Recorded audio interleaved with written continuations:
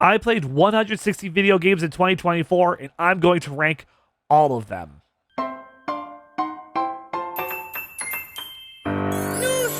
Now, this video you're watching is part 1 of 3 of me ranking all 160 games, because it wouldn't be fair if I ranked them all on the same scale.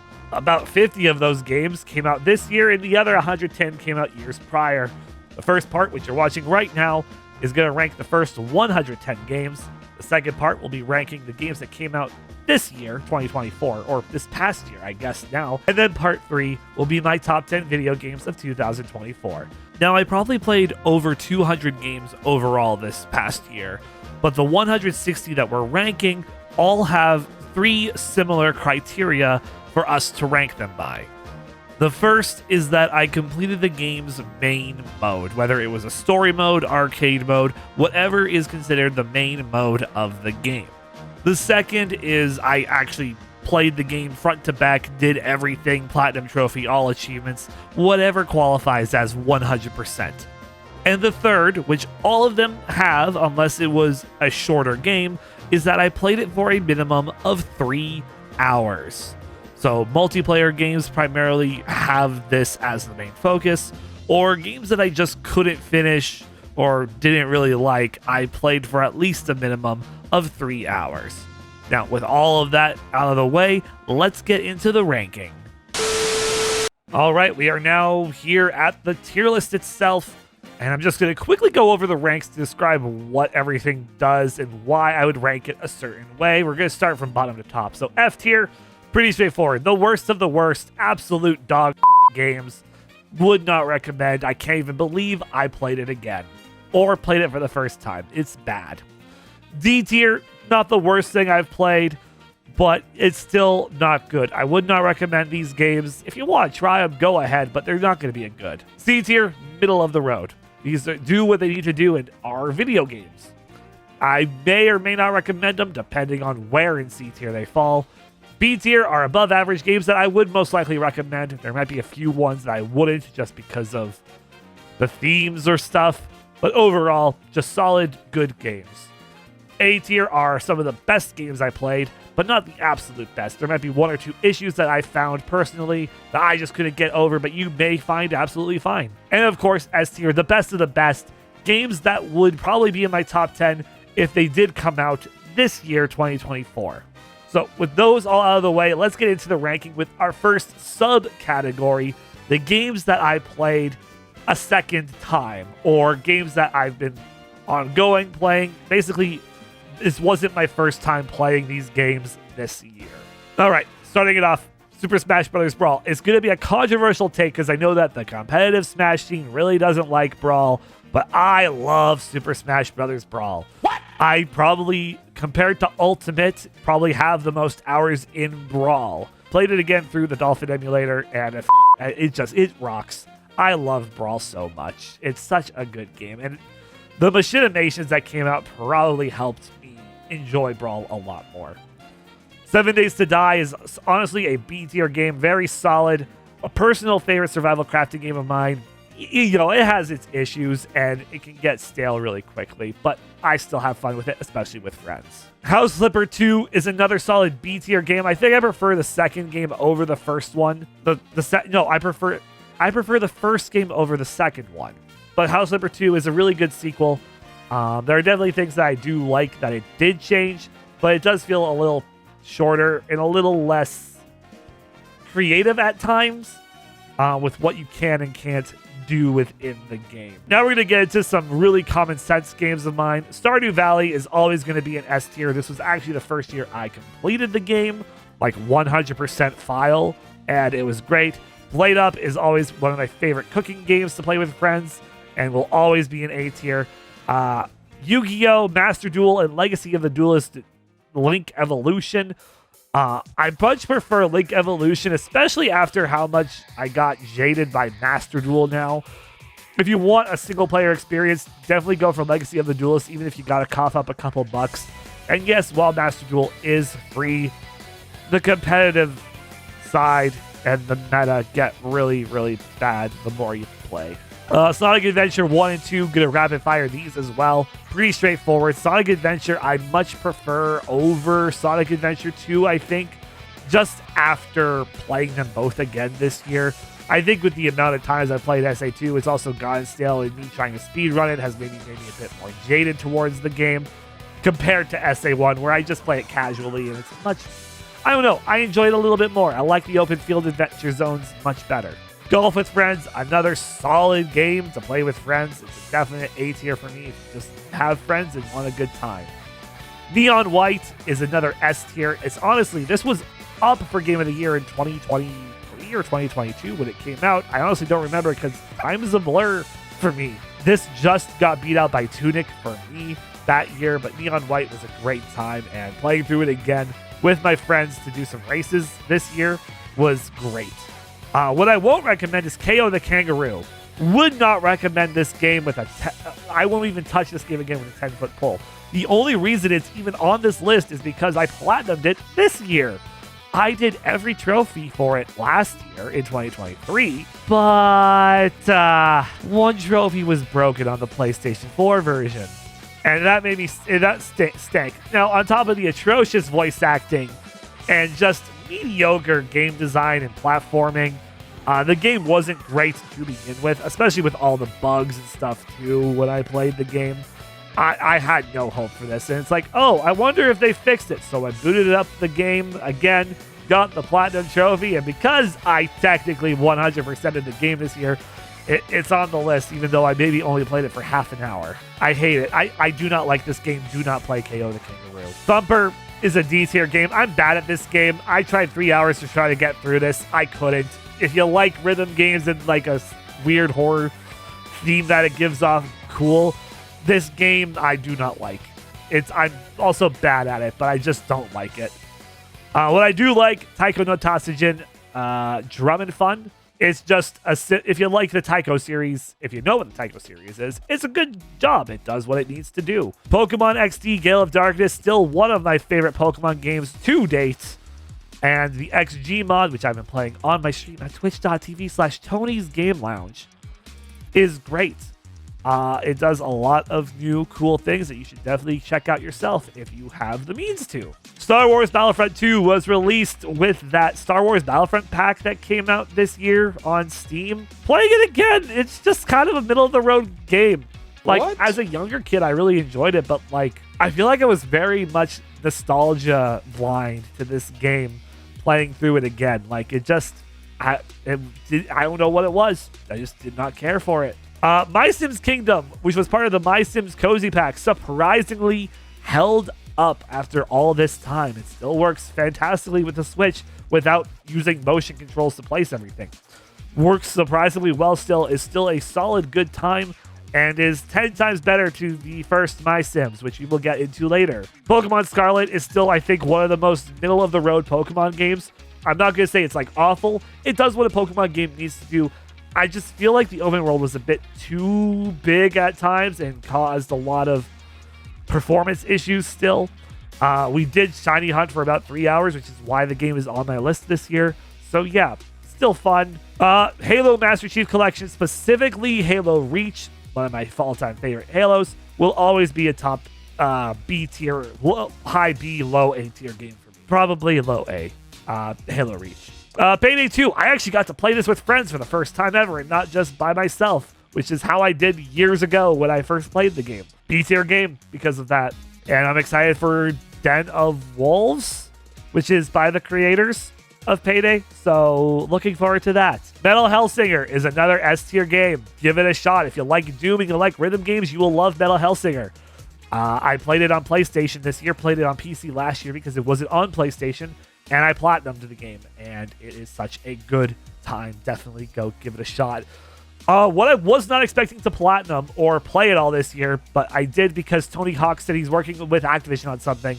Tony Hawk's Pro Skater 1 and 2. Wow, what a game. Everything was great about that game, aside from getting the platinum, which kind of bumps it down a little bit because of the grinding at the end. Otherwise, it's a fantastic game, and with a very solid, challenging platinum.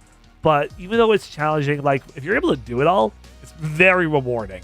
Dr. Robotnik's Mean Bean Machine does what it needs to do by being a Puyo Puyo clone. That's all it is. I played it again because I was bored.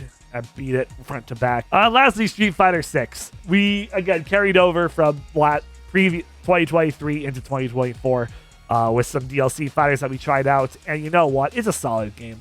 But I do think I prefer a couple other fighting games over Street Fighter that I just feel like I'm better at. Okay, so now that we've gone through the games that I played beforehand, which was like a second time playing these ones, it's time for all the games that I played for the first time ever this year. And starting off are going to be the Ace Attorney games that I played this year. So, we've played the first 3 Ace Attorney games on stream before. And this year, we finally got around to playing the Great Ace Attorney Chronicles, which came out, and also Apollo Justice Ace Attorney Trilogy. The Apollo Justice Trilogy is, I think, stronger than the original trilogy in a couple places and weaker in a couple places. The best one by far is the first one. Apollo Justice Ace Attorney is the best of the 3. It is absolutely fantastic. It has my favorite turnabout in the entire franchise and is just a great game overall. Dual Destinies, on the other hand, is probably the weakest of the 3. Now, while it's still a good game and a lot of things are still strong within it, it definitely has a couple weaker themes, especially with the dark age of the law and other stuff. So it gets a B tier for that. Whereas the 6th game, Spirit of Justice, definitely gets bopped right back up there near the top, with it being really, really good. As for the Great Ace Attorney games, the first one is good. The second one is great. The second one is a lot better than the first, even though you basically need to replay the first one to understand a lot in the second one.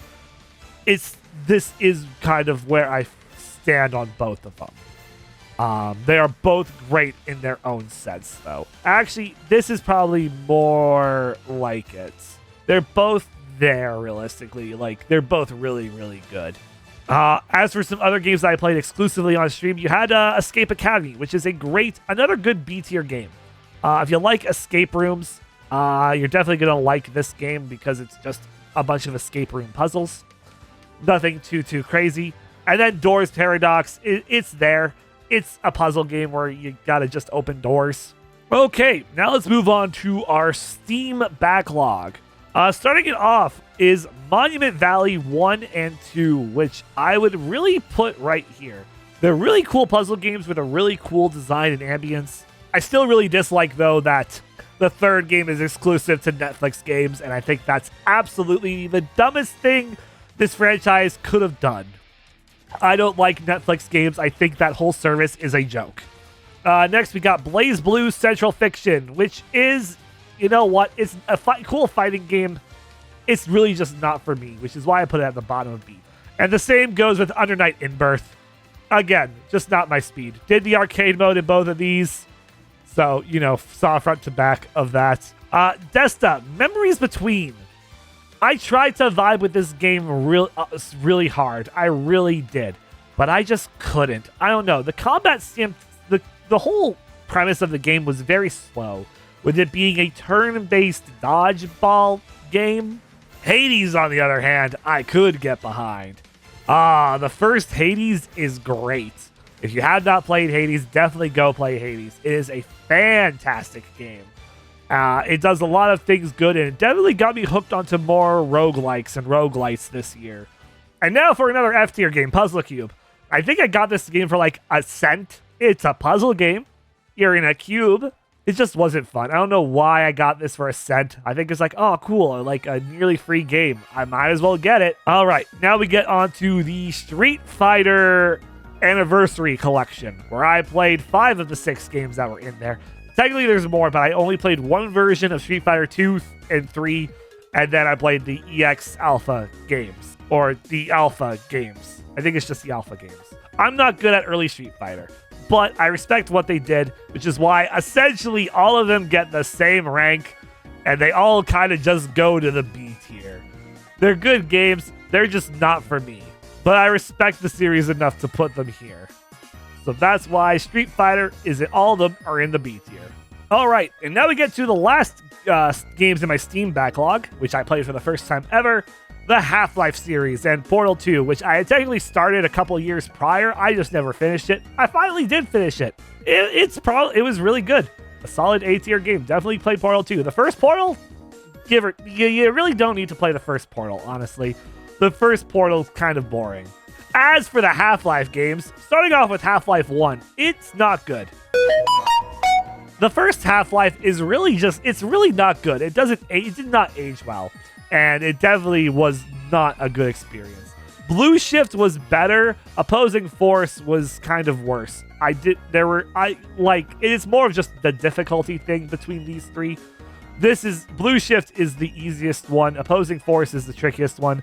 Regular Half-Life is just kind of in the middle there. They're just all right games. Now, Half-Life 2 is actually a much better game. Leaps and bounds a much better game. I would still rather play Portal than Half-Life 2, but it was still a much better game. As for episodes 1 and 2, honestly, they kind of just fall into the B tier a little bit. They're not as good as the base game itself, in my opinion.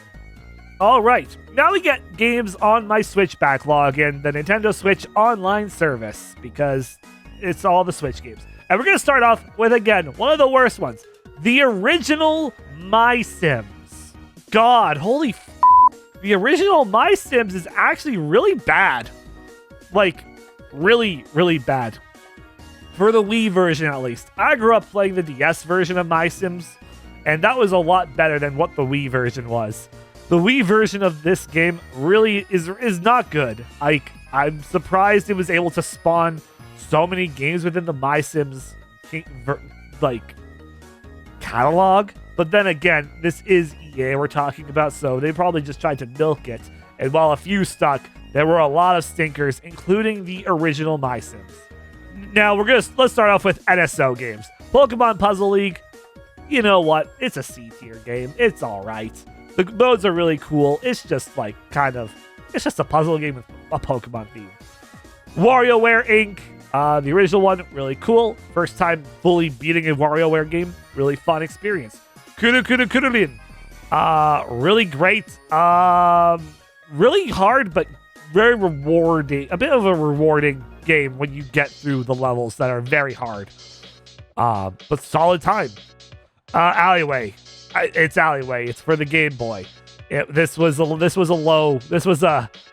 low 3 hours for me, where I'm like, sure, let's get those numbers up.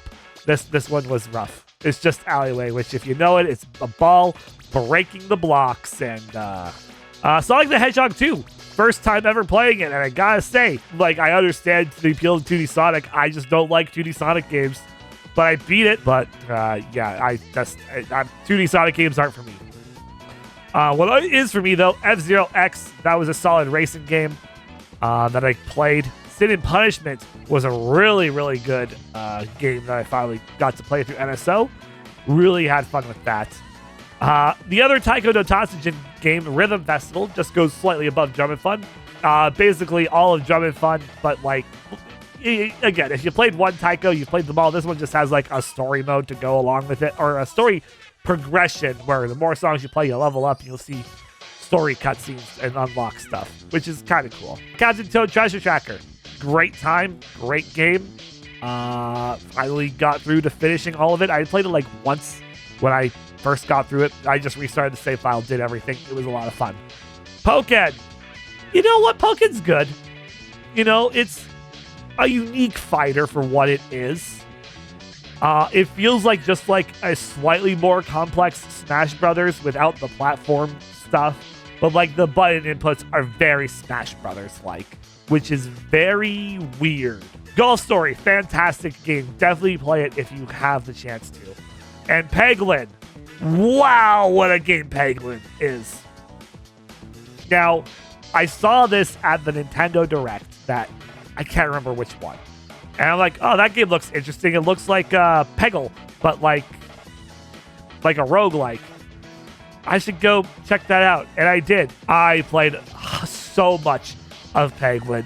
It is a phenomenal phenomenal time. Like if you are looking for something for your Switch or your Steam Deck, play Penguin. If you like Balatro, play Penguin. Okay, moving on to the games that I played on the PlayStation, and that were either in my backlog or I got for free with PS Plus. We gotta talk about Cat Quest and Cat Quest 2.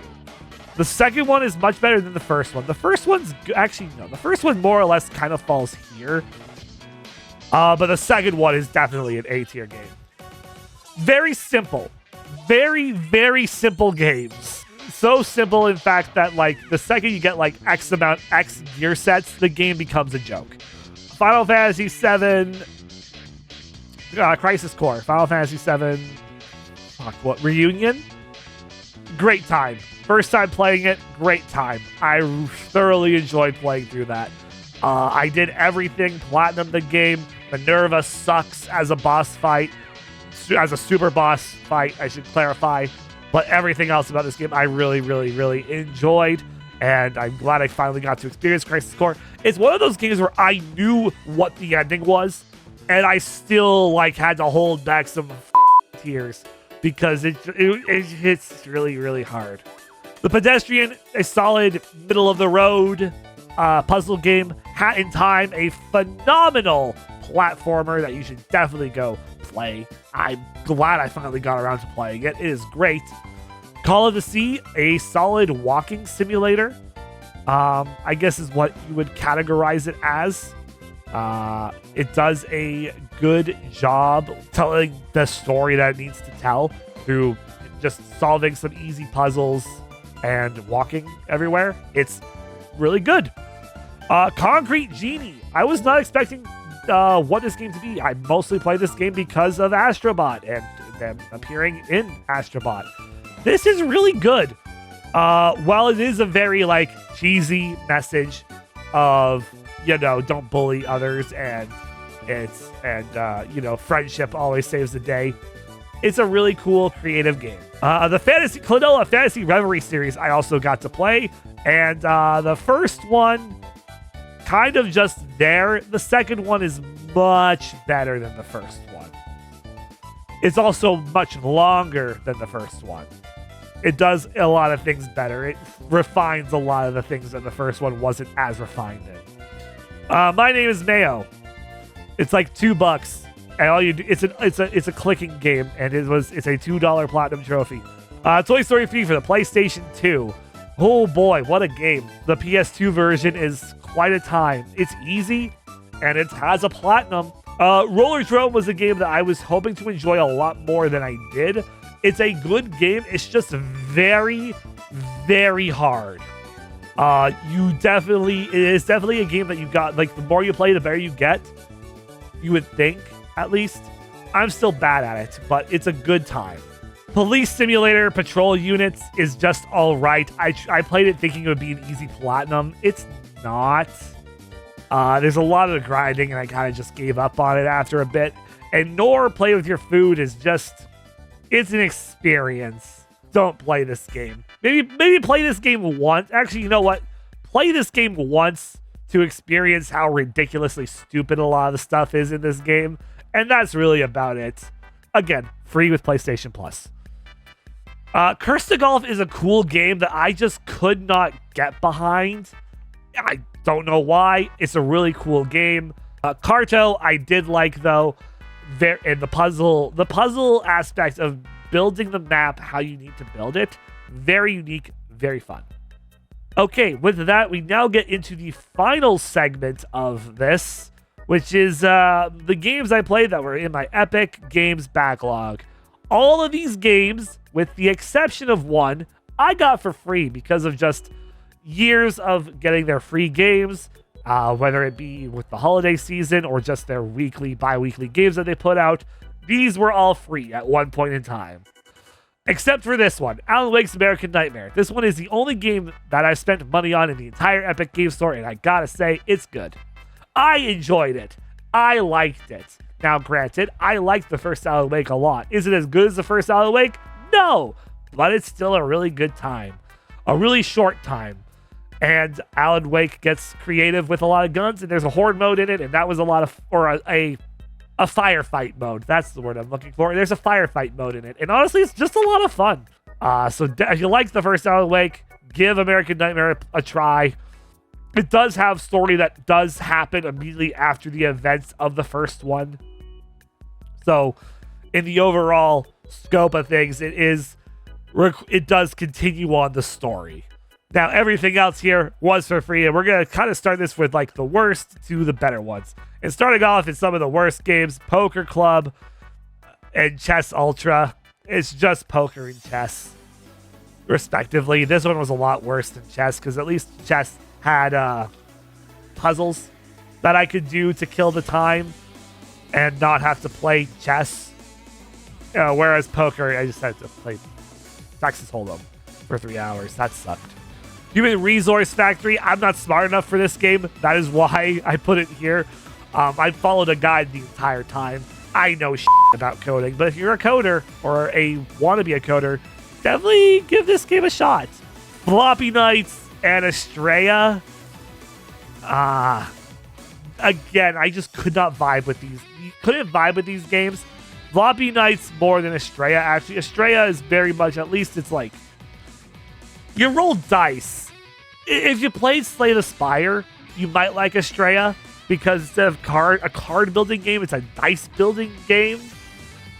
So you might vibe with it more than I did. Floppy Knights, I was expecting something. It was something entirely else. It's like a deck building tactics game, like Fire Emblem.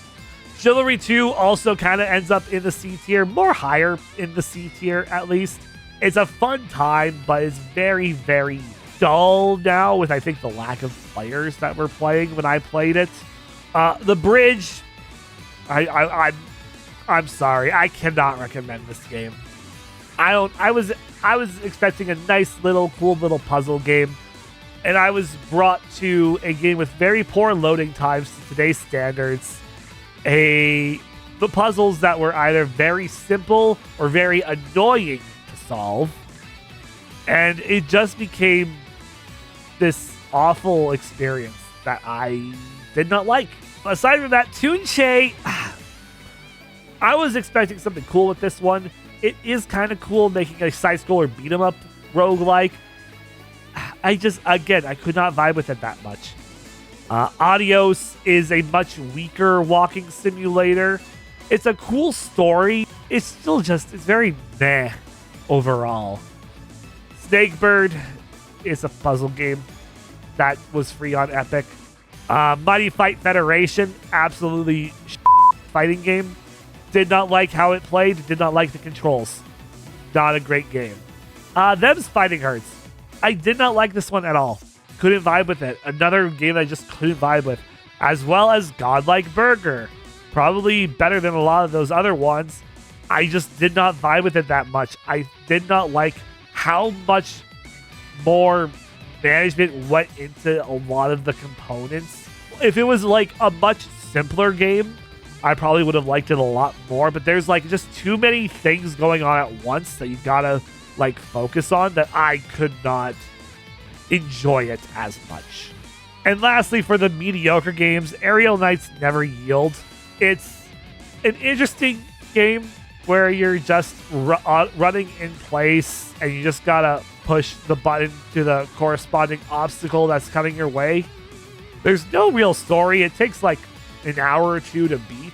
It's definitely better than a lot of those other ones, but it still never clicked fully. Model Builder is good. I just did not like the painting part of it. Too tedious.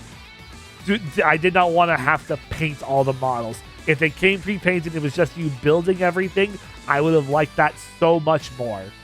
But the painting, and because of how my OCD works, where if it's not like exactly in the lines, I don't enjoy it as much, it ruined it for me. It ruined itself for me.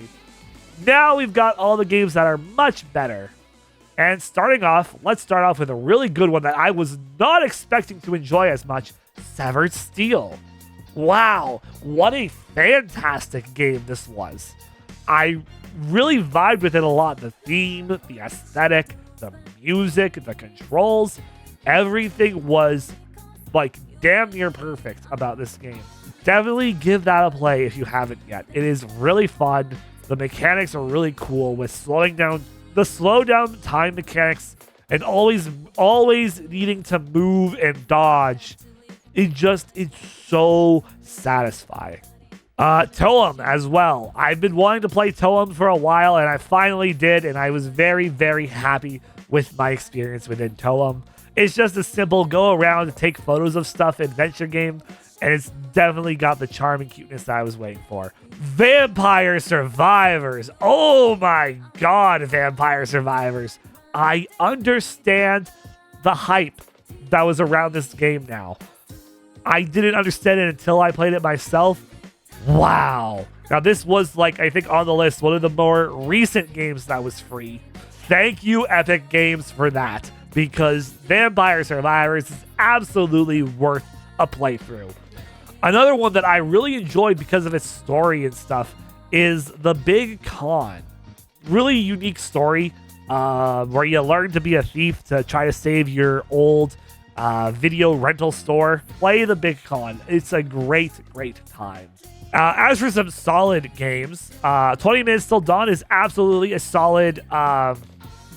I guess it's a roguelite, whatever Vampire Survivors falls under. 20 Minutes to Dawn does as well. I think I just didn't care for the aesthetic as much. Still a good time, just not as good as this. And then Brotato, similar thing. Great time. Better than 20 Minutes Till Dawn, but not as good as Vampire Survivors, but still another, just a great time having fun with just shooting things. Bear and Breakfast absolutely is near the top of A rank for me. This is a great game that could deal with being just a tad bit shorter, as I didn't get to fully finish the game. I maybe got like a little more than halfway through the base of the story, but this is a lot of fun. Lumberjack is a nice comedic little game about saving the environment. Islets is a solid Metroidvania that I really enjoyed. But not as much as Guacamelee and Guacamelee 2. Holy moly, Guacamelee. Let's talk about these really quickly. Guacamelee is a fine game as it is. I did not expect it to be a Metroidvania. Guacamelee 2 just improves everything the first one did. And it is so, so good. Definitely play the Guacamelee games if you're into Metroidvanias. Especially the sequel. You become a chicken. In both games, you become a chicken, but you get more chicken powers in the sequel. Jitsu Squad is an alright, middle-of-the-road game. The one, and it's like most redeeming quality, I would say, is the soundtrack, or its main theme, is done by the lead singer of Crush 40, which is absolutely hilarious. And it also has a bunch of references. A Maximilian Dude fan. He appears, Ukulele is in the game as well. There's a bunch of other YouTubers that appear in the game as like summon abilities. So definitely give that a shot. It's a really nice, simple, straightforward beat 'em up. Gigabash is a arena brawler where you play as a bunch of titans or giant robots. They've got like a Power Rangers DLC, but not included in the free version, obviously. It's a really cool game, really unique on its take in the arena genre, and a lot of fun. DNF Duel is a good fighting game. Honestly, it kind of just goes in the middle of all the fighting, probably there with all the fighting games. Its story mode is pretty straightforward. The arcade mode is pretty straightforward. And lastly, Turnip Boy commits tax evasion. Just play it. Just go commit tax evasion. FBI, open up!